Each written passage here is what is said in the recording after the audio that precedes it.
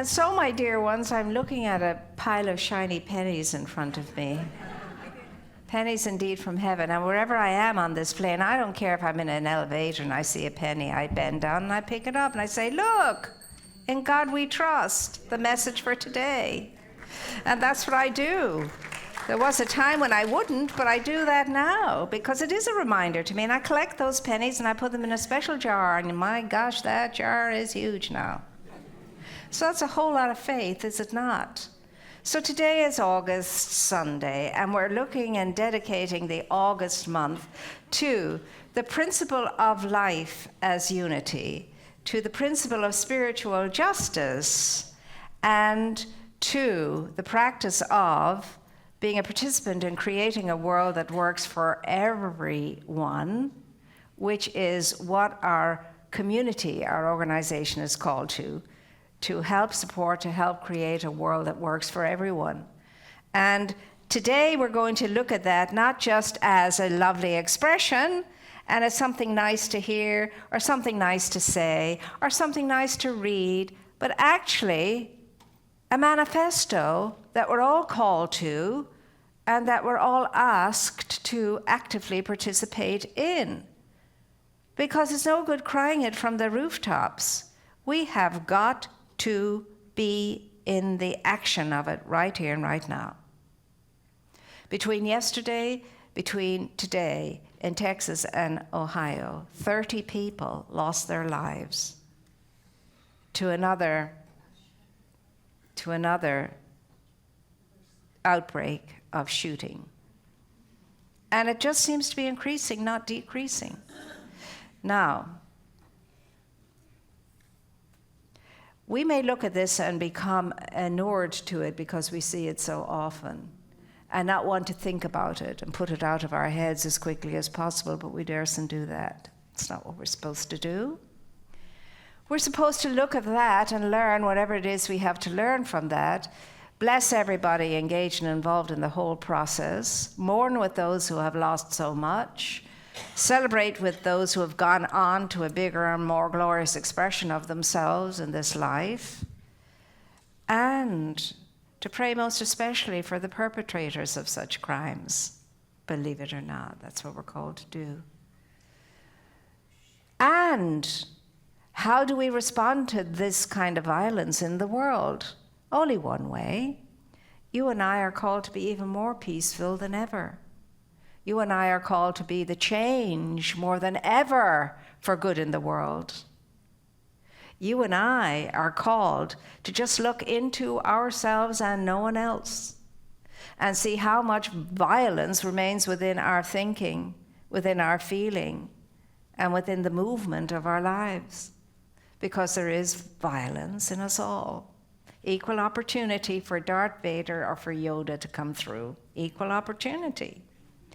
And so anything that would smack of separation that divides me from another, from any other aspect of life, be it a person, place, or thing, is a cause for depreciation of the true essence of my being. Now, this is a hard frog to swallow, and especially in today's world, when there seems to be a whole lot of separating going on. But it cannot be in your world and it cannot be in mine. It never was meant to be in anyone's world who is spiritually expanding and spiritually awakening and spiritually advancing. It's not an option. You and I don't have an option to like this group and not like that group, to be inclusive with this group and exclusive with that group or whatever. When are we going to sit up and get that, for goodness sakes? Every single religion has the same principle as numero uno as far as a focus is concerned, and that is love. Love. What's the nature of love? The nature of love is to give and to forgive. That is the nature of love, to give and to forgive. And if you and I don't get that, if you and I don't know that in our own lives, under our own roofs, in whatever groups we're mixing and mingling with them, we're just staying asleep and snoring away and not opening up the possibility for advancement to flourish and to thrive and to make a difference and to be on purpose, as we came here to be on purpose. What are you called to be? One thing and one thing alone. You're called to be a lover. You're created to be a lover. It's ingrained in you to be a lover. You have been prepared to be a lover. You have been pre-approved to be a lover. You came ready to be a lover. And I'm not talking about Disney or what happens on the celluloid screen, or maybe something else these days other than celluloid, but whatever, that's not what we're talking about. We're not talking about romance, as much fun as it is. That's not what we're talking about. We're talking about real, honest to God, down to earth, hard, difficult, challenging love. And I'm always amused to the whole idea that we come to church to be comfortable and to be, surrounded and encased and enclosed and huggy, lovey stuff. Yes, there is that too. We're here in any spiritual community to be made to feel uncomfortable. Have you noticed? In the company of Jesus, no one was comfortable. In the company of all of the great spiritual leaders, there was a great deal of discomfort. People sat in their chairs moving around like this. Do I really want to be here? That's not what I came to hear. I didn't know this is what it was all about. I mean, I could think of other things I could be doing right now instead of listening to this stuff. We're supposed to be discomforted when we're in search of the truth that sets us free. It's not going to be a comfortable way at all. Love has no comfortable path. It really doesn't. It's full of mountains and potholes and hills and dales and gorgeous things and not such gorgeous things and so on. It's a mystery unfolding, and as it does, you and I sometimes fall into pits. God knows. So, what's it going to be? Continuous lip service to all of these beautiful principles that we're all, offered to ponder and consider and perhaps even live by? Are they always going to be on a sheet of paper? Oh, let's get the tenets, the principles of what we believe in, and let's read them. What about let's get them, learn them, and live them? Yeah. Wouldn't that be nice? Wouldn't that be nice? Live them. I can sing off the song as good as anybody. As a kid, I got a penny, I remember once, for being able to answer every question in the chapter we were studying in the catechism. Penny. I got you a penny, got you 10 honeybee sweets. And so that was me being able to, just rhyme it just like Mary had a little lamb. So what is it going to be for you and for me anymore? Because this week, what you are called to, what I am called to this week, is take a look. Where do you stand with regard to the principle of the unity of life, the principle of creating a world that works for everyone, the principle of spiritual justice, the principle of love? Because you can always boil it down to that. And love is indeed a many splendid thing. But it's a much mysterious thing too. And it's for you and for me to unravel. And it's not going to be done easily, let me tell you. It's not. It's like a maze. It's like a maze. It's like a labyrinth. But with courage and with strength, you and I have to go into that labyrinth and know we're going to get the core of it, which is what? Again, the seed of life that is embedded within you. It's inner space search, this is. It's not an outer space search, it's an inner space search. It's finding that thing within you that makes you more and greater than ever you could think you are, ever you could conceive yourself to be as a human being, and to burst through that confined humanity into the divinity that is already present within you. Is there a perfect time for this? There's never a perfect time for anything. There is the present time. And the present time is the only perfect time. Are there perfect people to do this and lead this? No, there are no perfect people to do this and lead us. There are the present people to do this and lead us, and those present people are you. You. Me. God help us all. Yeah. You and me. The world is depending upon you and me. God help us all, again, I say. Because we forget who we are. Do we not? We do it a lot. We're very practiced in it. And so therefore, consequently, we come to a spiritual center to be reminded, listen, you're not all of that stuff, and you're not who you think you are, and you're not what your goings-on are, and not at all, no. You're so much more than that. And we together as a community are here to ask ourselves, are we indeed a community that is committed to creating a world that works for everybody under the banner and principle of love? Unconditioned and unconditional. Inclusive, the inclusive heart, inclusive of everything and everyone, and non-exclusive to anything or anyone. That's why we're here. There's a book that we're encouraged to read this month, and it's called it's a beautiful book, and it's a very easy read, actually, and we will be getting it in the bookstore. It's called The Gentle Art of Blessing, and it's by Pierre Padervand. And in this is what he reminds us of, and I'm reading it. I can learn things by rote. Don't want to do that. I don't want to miss a word. I don't want to misinterpret anything. I want to read this. After a life of carefully observing human behavior in many cultures, I have come to the conclusion that the spirit of judgment, with its deviations of labeling, cheap criticism, and above all, the habit of comparing people and their achievements, represents the social evil par excellence that's in the world today. Judgment entertains fear in all areas, kills spontaneity and creativity, crushes joy in its jaws, feeds gossip, and the spreading of murderous tidbits of personal opinion. Poisons hearts and minds and sows doubts. And that's only judgment. Wait till you go on and read all the other things he's defining. That's just judgment.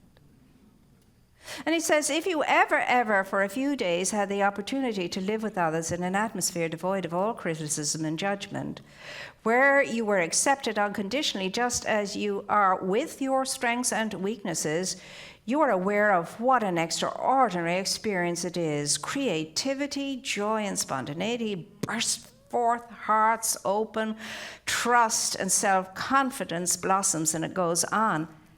That's what you experience in Arrowhead. 4 days of that. Unconditional inclusion and acceptance and so on. Free of all of the nonsense. And he goes on with more. Now, although that's enough to maybe depress some of us, but there's also other glorious things that lifts us up. Well, let me tell you, there is no place in the inclusive heart, in love, for judgment. What is judgment but opinion? What is opinion but random ideas that are rarely true? There's very little that is, the truth, really, when you think about it. There's your truth and his truth or her truth, their truth. And then there's the truth. What's it going to be, my dear ones? Do you want to sit there comfortably with your spirituality, comfortably set with your spirituality, comfortably with the feeling of, life is okay, could be worse. After all, I'm doing okay. Look, whatever is going on in the other world, other people have it worse than I have, and blah, blah, blah, blah, blah, blah. That could be it. And it may be some people's choices for the rest of the days on this plane, but I don't think it's anyone's choice in here, or you wouldn't be in here, I'm thinking. I think you're here because you want more, and the more you want is not what you think with regard to more outside stuff and experiences and so on, but the more you're looking for, and I'm looking for, is the inner space experience of who I am and what I am and how I really am and whose I really am. That's what I'm looking for. And I know that's what you're looking for too. But there's no easy way to unraveling this. Have you ever tried to unravel a whole big bunch of strings that were all knotted up? Oh, I know my mother always passed it on to me to do when that happened. And I used to think it was a great thing. My mother was giving me this wonderful, oh, here's a little adventure you're going on. See how quickly you can do that. Yeah, it was great. But now I understand it takes a great deal of patience, and so on and so forth, etc. So where are you in all of this? Now, if you look out into the world, it's not going to uplift you necessarily. If you're just taking a broad spectrum of all that's going on. And usually our tendency is to look mostly at the negative stuff that's going on. We're not commonly drawn to first looking at the bright side of life. We're usually drawn, most of us, and I'm saying most of us, there are some who don't, but look at the stuff that's not right. In fact, you have people dedicated to going around to find out things that are not right, and they'll tell you what's not right about you, what's not right about life, what's not right about this, that, and the other, and what's not right about the world, and what's not right and what's not right. Rarely do they see what is right. Really. They never see the whole beautiful picture, but hone in on one little bit of a black spot that's there, and that's the experience, and that's who and what you are. You are that black spot. You're not all the other wonderful stuff around it. You're the black spot. That's a tendency of mind. It's a mental atmosphere. It's a mental toxic atmosphere. It's a poisonous atmosphere. And it's not one that belongs to you, and it's not one that belongs to me. There's no place where you are in this room or where I am in this room either. But here's the beauty and the grace of it all. We are very powerful. The power of one is awesome. But the power of that one, amplified by means of a group, by means of a community, is stunning in its impact in life and living. And that's the power of a spiritual community. One mind, one heart, one body, one soul, all focused on the very same thing, creating a world that works for everybody. Is that true under your roof? Is that true in your workplace? Is that true for you, wherever you are, wherever you gather, with any group you happen to be? Are you there for all? Is it one for all and all for one? Or is it all about you? Or does it always begin with you? And if your needs are not met, well, what a rubbishy group. Whatever. But it begins where you are, in the energy you're standing in the mental energy, in the emotional energy, in the communal energy you choose to move and be a part of. That's where it begins. And that's where you and I have to do our best work. What do I need to do in my mental life? What do I need to do in my emotional life? What do I need to do in my individual life and communal life in order for me to really and truly be at least up to par, and to be at least, in the 51 percentile of life and living? What is it I have to do? What is it you have to do? Because there's stuff to do. That's why you're wearing a body. As long as you're wearing a body, there'll be stuff to do. There'll be mountains to climb and rivers to fjord and all the rest of it. While you're wearing a body, you're never not going to be on some kind of adventure. And you're not going to have some task to accomplish while you're wearing the body. No sitting back on laurels while we're walking around in this suit, I can assure you of that. There'll be fun times, there'll be good times, there'll be beauteous times, there will be glorious times in amongst all of the work. W-O-R-K, work. Because you and I have to roll up our sleeves every single day of our lives and work on the biggest project of all, myself. God help us. Myself. And I need your help to help me work on myself. Not coming from judgment and criticism and all of that. And you need me to help you, not coming from judgments and criticisms and all of that. We need each other. We belong to each other. We're part of each other, and that's why we need each other. We're part of each other. The one in the many in the one.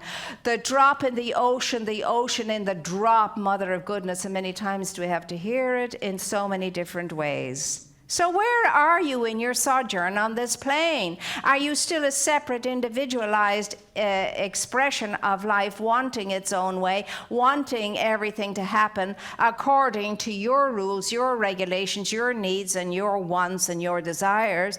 Or are you a team player? Are you a team player that supports the team, that supports everyone in the team? Are we one for all and all for one, or me for myself, and all the various shades in between?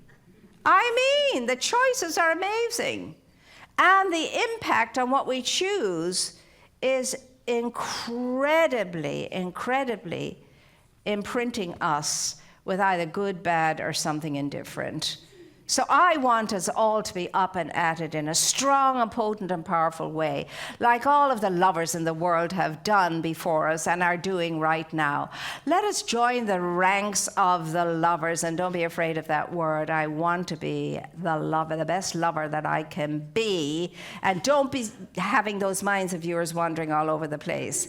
I want to be the world's greatest lover in my own right, in my own little corner, in my own little place, in my own little arena of influence. That's what love is calling you and me to be, itself in expression right here and right now.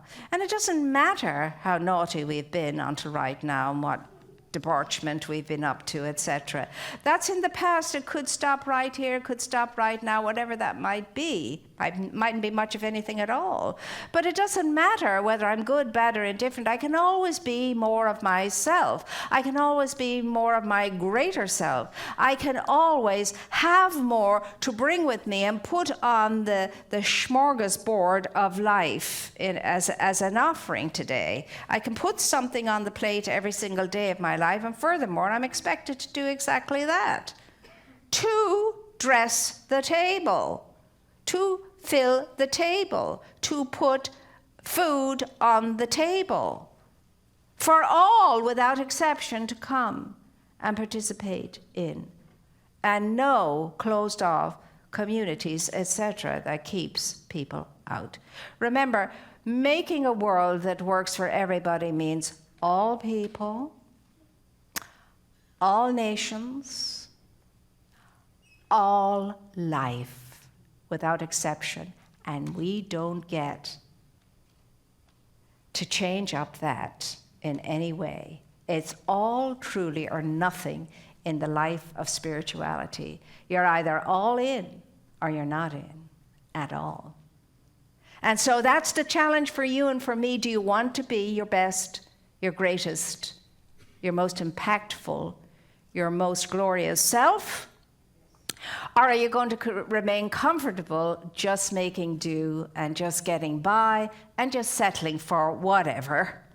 Because we can. And the choice is sovereign. You don't have to make any other choice than the choice you want to make. Because you've all the time in eternity, and so have I, to get it right, to come to senses, to come to center, and to allow that beautiful kernel, that wonderful seed of life, to blossom into the tree of life that is its potential within that beautiful acorn. Acorns fascinate me. They've always fascinated me. They still fascinate me. I pick up an acorn and I'm thinking, has anything ever been so perfect as this? And in it is the oak tree, burgeoning with, plant me, plant me, plant me. I want to be my tree self. I want to be my tree self, and you can help me, plant me, care for me, give me the nutrients I need, help me to become that which will give you shelter. Shelter. Something that you can be sheltered by. Oh my God, it's an awesome thought. A life is really beautiful. It's a great big poem. And you know, not all poems are good fun to read, really, but they're poetry anyway. So you want to make your life's poem a thing of love, a song of joy, a thing of beauty that creates all kinds of opportunities for increasing the singing in the world, the joy in the world, the celebration in the world, the expansiveness in the world, the glory and excitement in the world, because it's loaded with it. Isn't that what the poet said? The earth is full of the grandeur and the glory of God, because it is. But who represents that grandeur and glory at its pinnacle? You do. I do. Or do we? That's the question. Again, I will remind us, we came in here ready. We came in here pre-approved. We came in here equal to the expression of glory and goodness and kindness and beauty and grace and love and all that smacks of that which is whole and wholesome and unifying and integrating and refreshing, and with spilling over energy that absolutely unifies, absolutely unites, absolutely knows its fullness and its plenty, and becomes the giving tree of life itself. For what is God but the givingness of life back onto itself? And who are you but the emanation of God as the givingness of life back onto itself? Let us say yes to who we are and go for it and create that world that works for everybody, so that the world can become the world of serenity that it was meant to be. Are you willing?